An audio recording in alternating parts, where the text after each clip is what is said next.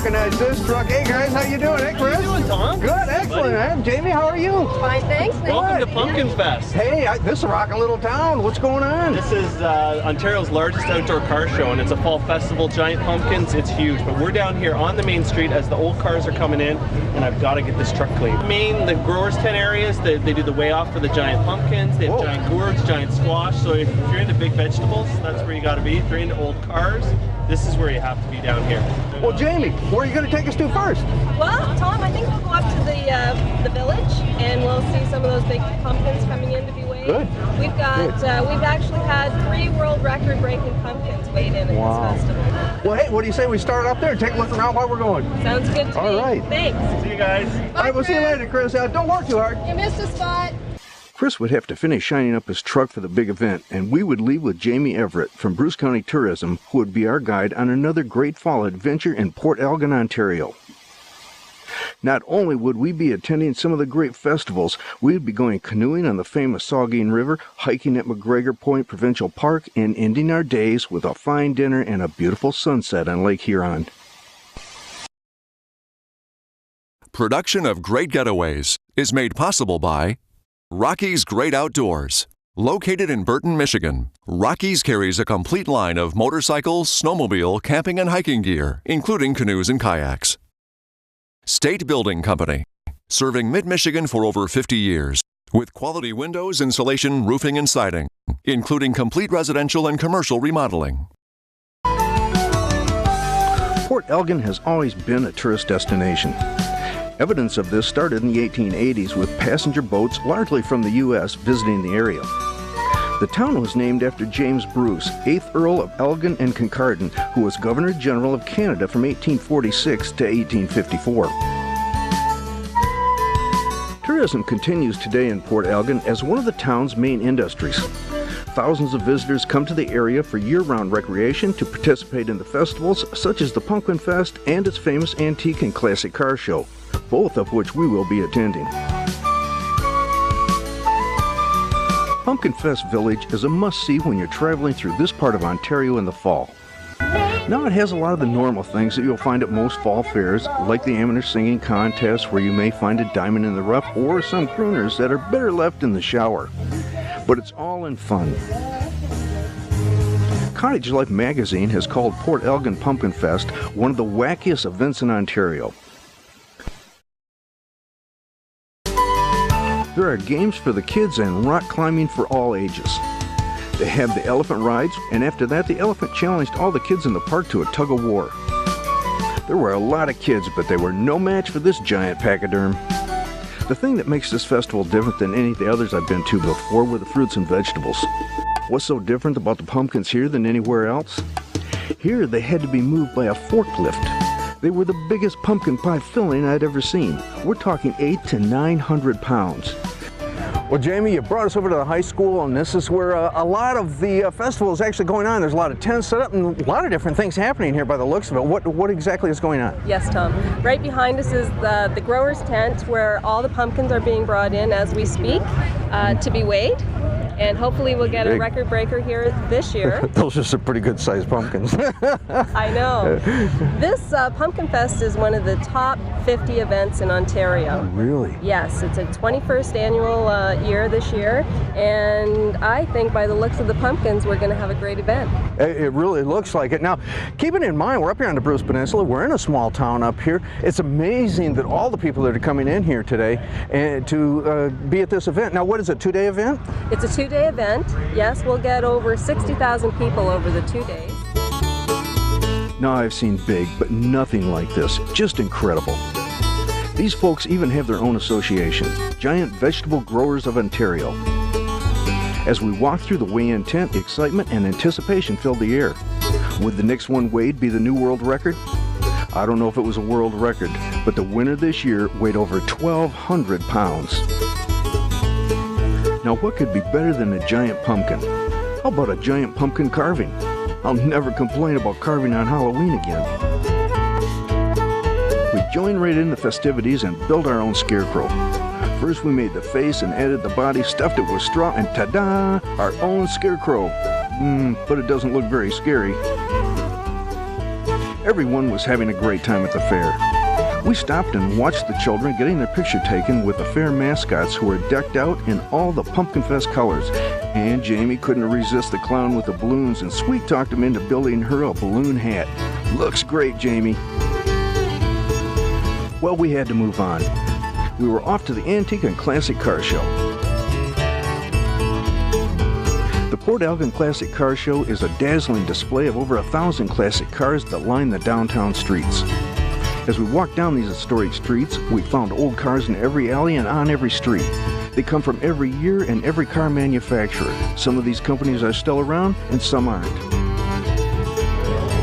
We're standing right on the main street of Port Elgin right now, and as you can see, you can't drive up and down here right now because there's a car show going on. As a matter of fact, we're here for the Pumpkinfest this year, and but Port Elgin's got a lot going on for it besides this festival, and maybe you could tell us a little bit about it. It does, Tom. Yeah, Port Elgin's located right on the shores of Lake Huron, just a few hours north of Michigan. We're here on our Thanksgiving weekend, and which happens to be Pumpkinfest. Now, Pumpkinfest always is the first weekend in October, however it falls, and we're just lucky we got the weather with us today. Oh. But you can see the crowds of people. They come from all over Ontario, across into Michigan, where you folks are from. We are experiencing the largest two-day car show in Ontario. We've got over 1,000 cars here. Main Street, as you said, is blocked off, and people are just walking around looking at the cars. And boy, have we got some great cars down here. I mean, I'm seeing stuff I haven't seen in years around here, and boy, some of them are just in terrific shape. So we're going to actually just kind of take a walk and maybe talk to some of the people that have got these cars here and find out what they have to do to keep them in that kind of shape and to come up to one of these shows. So what do you say we take a walk around? Let's do it. I love these car shows. I get very nostalgic seeing the old hot rods and remembering 50 cents a gallon gas. That's been a while. Look, there's a 69 Roadrunner. It's got a 4 on the floor with a stick shift that was as tall as the seats. This car is definitely not built for gas mileage. I spotted a beautiful 57 Chevy and stopped to talk to its owner, Jim Gates. Enjoying the show today? Great show. All right, and you've got a beautiful car here. How'd you come on this thing? Well, I actually located it when I was floating around in the Caribbean on a cruise ship, sitting beside a guy at a show, and he said he had a car for sale, and he lived down in the States, so I hunted him up and bought the car. Now, was it in this kind of shape when you got it? No, I took it apart every nut and bolt, so she's been totally apart and back together again. Jim had just been to the Detroit 50th anniversary of the 1957 Chevy Bel Air, the most popular classic car ever built. Now here's a gentleman that's a little more serious about the displays. Jeff Marshall is in the process of restoring a 1938 Ford pickup. Let's learn more about this beautiful old truck. Okay, Jeff, this is a great looking truck you've got here. You said it wasn't your only one though, huh? No, I have a 50 Chevy too, but it's a little bit more hot rodded. This one's an all original truck. Now you were just telling me that you're just getting ready to redo this. Yeah. And you picked it up looking like this. Yeah, we bought it back in 05 in Iowa, just over the Illinois border, just in Iowa there. Okay, did it always look this good, or did the gentleman before you then do a lot of work on it? The only thing he did to it, he changed the gas tank from the back of the left fender to the behind the passenger seat. Well, so he kept this thing looking really nice. It was his grandfather's. Oh, was it? Yeah. Wow. But it's all original. Still got the 21 stud flathead in it. Man, we had seen every car imaginable. Well, at least I had thought so. On our way to our next destination, we decided to stop at the port that this town was named for, and as we were looking over the water, here comes another old car. And as I watched in disbelief, it continued right on past me and into the water. It was a 1962 amphicar. They were made from 1961 to 68 in Germany and were in very limited production. Only 3,800 total were built, and out of that number, 3,100 came over to North America. When we spoke with the owner, he said he had to wait in line to have it restored as the fellow who did it only did one car a year. All the missing parts had to be remanufactured. Ken Ellisher, the car owner, gave us more information. Now, it must be pretty well sealed in order to keep the water out of here. Hope so. Oh, yeah, Well, of course, when he restores it, it's all new seals and stuff. But it still does take in water, and that's why you have a bilge pump. Okay, just like a boat then, huh? Just like a boat, and any water that comes in will just shoot out the back when you pull the bilge pump. Yeah. Now, you're able just to drive down the ramp and just drive right into the water? Yeah, there's a secondary transmission. There's a PTO, so when you put the PTO, engage it, and forward, your propellers start going. And then as soon as you get down into the water, you put your land transmission in neutral, and your same gas pedal is running your propeller. How cool. I can remember seeing these from time to time when I was young. Well, it was a great day, but I was tired and in need of some R&R. So it was off to our room where a wonderful jacuzzi and a bottle of wine awaited us at the Lost Garden Bed and Breakfast. I can't think of a better way to end the day. A beautiful spot like this, I mean, we've had a great day, and now we can come back and relax in this beautiful hot tub. Oh, it's the way to go. Absolutely. Have a glass of wine, sitting here relaxing. This is actually quite a farmhouse, too. It's an all-stone. It's an all-stone farmhouse, yeah, tucked away, and you'll see many of these in the countryside that we have up here in Bruce County. And we're just lucky enough to have these quaint little spots to offer guests to come and stay for a weekend, and also a spa weekend. You know, if you want to get away and have just a treatment, relax, get a massage therapy. It was time to head out to dinner. We would end our day in the perfect setting with a specially cooked gourmet dinner at Grosvenor's of Southampton. Featuring casual fine dining in the old station, this building was completely renovated by the owner and his staff to the elegant establishment you see today. The reviews say this is one of the best dining experiences you'll enjoy in Ontario. Let's find out. The head waiter was soon at our table with 3 courses of wonderful food. Each course was explained. I felt like a king. So to explain it a little bit, in front of you, you've got just a seared elk tenderloin, just a small portion. He's gone about medium rare, medium. You don't want to go too much further than that with game, especially elk. It's not a lot of fat in it. It's going to get really tough and dry. He's paired that with a blueberry coulis, just a really smooth, pure flavor, as well as some fresh fruit. I think the raspberry, kind of the tart, fresh raspberry flavor goes perfect with that. Before we left, we were introduced to all the chefs. Each was responsible for a part of our meal. If you want to treat that special person in your life to a dinner to remember, I think you would have to consider Grosvenor's of Southampton. We started the next day with a wonderful breakfast that Sue, the owner of Lost Gardens Retreat, fixed for us. She also offers yoga and so much more that we had to put a link on our website to give you all the information. We said goodbye and headed for McGregor Point Provincial Park for some hiking and wildlife information. A complex ecosystem unfolds at this all-season park on a 7-kilometer stretch of the coast of Lake Huron.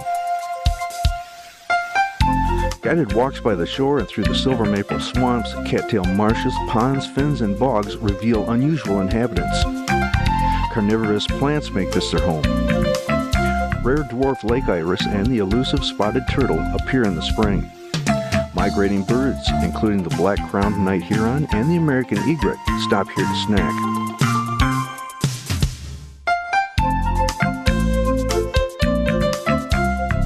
We passed a family that was staying in one of the yurts in the park, and they gave us a guided tour. Well, Jamie, one of the nice things about this park is they offer a yurt camping. Maybe you could explain what the yurt is.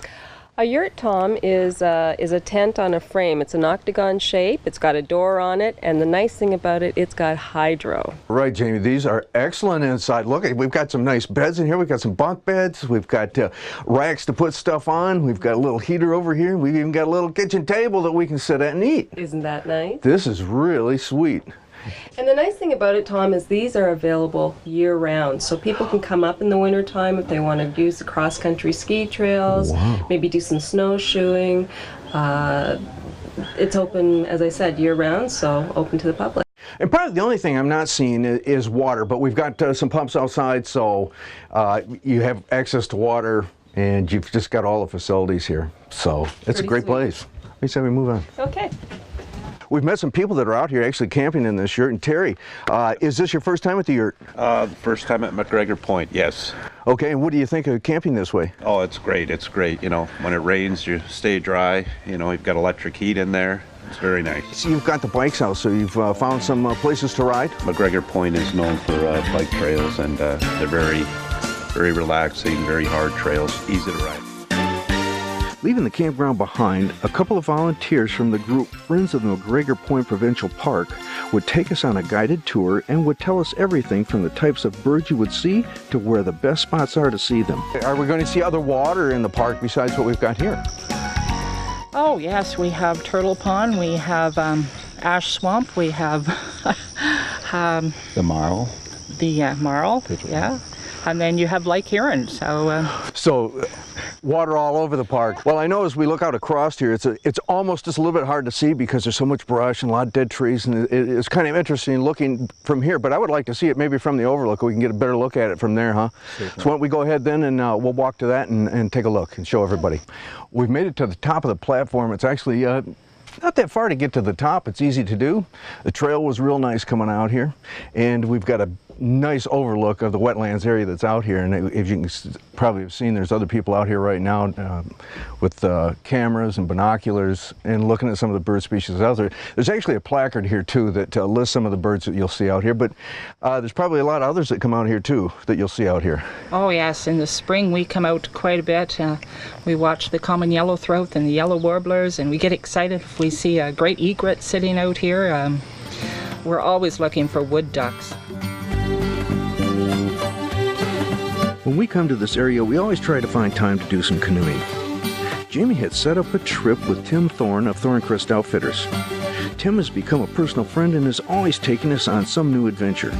Today we would canoe down the Saugeen River. Yes, Tom, we're leaving from Denny's Dam here, and we'll have a great little 2-hour paddle that is just spectacular here in the autumn times of years. We'll start to see some of these changing colors, start to see some of the more fascinating history that dates back into the 1400s.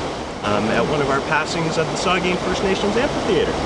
And then we'll get right down into the river mouth where we'll see our local fishing fleet and where they depart from. Okay. It's quite a spectacular piece of the river. And you're talking about fishing, and it appears right behind us now we get a lot of fishermen that come up here to fish for what? You say trout and salmon come in here? Trout and salmon are currently running the river. They haven't quite hit their peak yet, although we would expect in the next couple of weeks to see about 10 times this number of fishermen down here as they do hit their peak. Okay. Well, I don't know about you guys, but I'm ready to hit the river and all right. Get on paddle. All this erosion that we see, most springs when we come down the river, we get to see quite the spectacle, because on top of there is a cemetery back in the trees from the 1850s. And each spring, as more and more of the river erodes away, a lot of those tombs get exposed and even on occasion will roll down the side of the bank. And there should be one that we'll be able to see here that will come out of the bank in the next year or two. Here now on the Saugeen First Nations Amphitheater. Quite the long history line to this particular area. One of those histories is the Battle of Serpent Mounds. And if we look all over here into the trees, we'll see little random mounds throughout this brushy area. Those mounds are actually where they buried their dead from that Battle of the Serpent Mounds in the late 1400s. But in the 1850s, when the missionaries came along, they set up on here in order to build an Anglican church up here on top of the hill. We pulled off to the side of the river at the base of the First Nations Amphitheater for a nice afternoon lunch that Tim had prepared for us. This is one of the most beautiful and scenic gardens in Western Ontario and is located at the Saugeen First Nations Reserve just north of Southampton on Highway 21. Stone stairways and walkways, terraced gardens, and an outdoor amphitheater constructed of locally quarried stone overlook the Saugeen River quietly snaking its way into the distance. The word friendship outlined in large white letters on the grassy area below the gardens underlines the focus of this quiet and tranquil park. A nature path winds its way down to the river's edge. History has a place here too.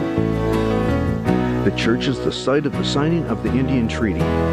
The footpath running along the amphitheater was used by the long ago hunters to travel from the hilltop down to the traditional river hunting grounds. Close to today's parking lot lies an ancient burial ground. There they go. See if they take the rest of them.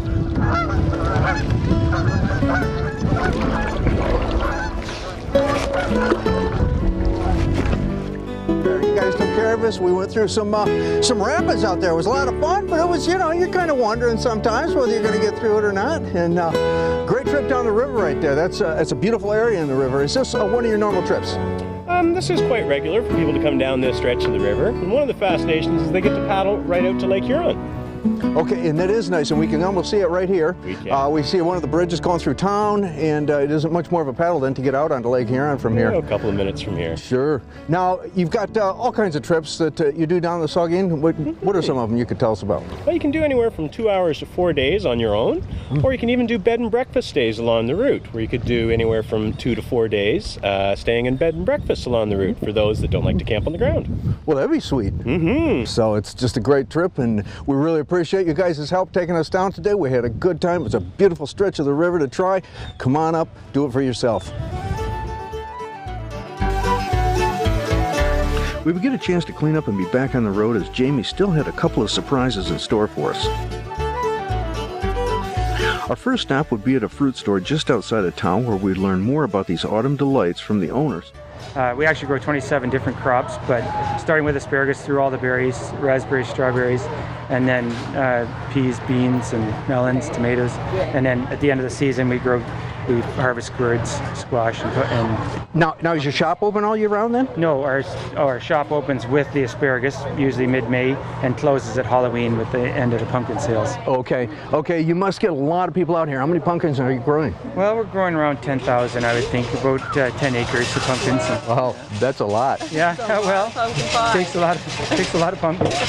Actually, these pumpkins you wouldn't want to make pumpkin pie out of, but we do have pumpkins in the bins there that are actually pie pumpkins. Okay, what's the difference? And how do you tell the difference? These would be more of a watery pumpkin, and the actual pie pumpkin is more of a squash. It has more of a squash type texture, and it would make more of a pie that has a nicer texture. These would be. This is more of a stringy squash. It's really grown and bred to be a decorative pumpkin. So it doesn't have the same texture and density that the nice pie pumpkin would have inside. Okay, and I notice we haven't got just pumpkins here. We've got gourds, and you were talking about some of these. Is this a gourd or a pumpkin? No, that's a gourd. It's a that is a gourd. Ball, they call that warded ball. One of the nice gourds we have is all of these, what they call the wing collection, and they're actually look somewhat like swans. They're actually a swan collection. Wow. But that's a really a neat gourd. But then there's all kinds of gourds. There must be 10 or 15 different gourds. The fall is short but exciting, especially when you spend it near the Great Lake Huron and all its bounty. What would this time of the year be like without stopping at an apple farm? Well, I was excited about picking an apple off the tree and taking a bite, and I could already smell the aroma of fresh apple pie. I couldn't wait.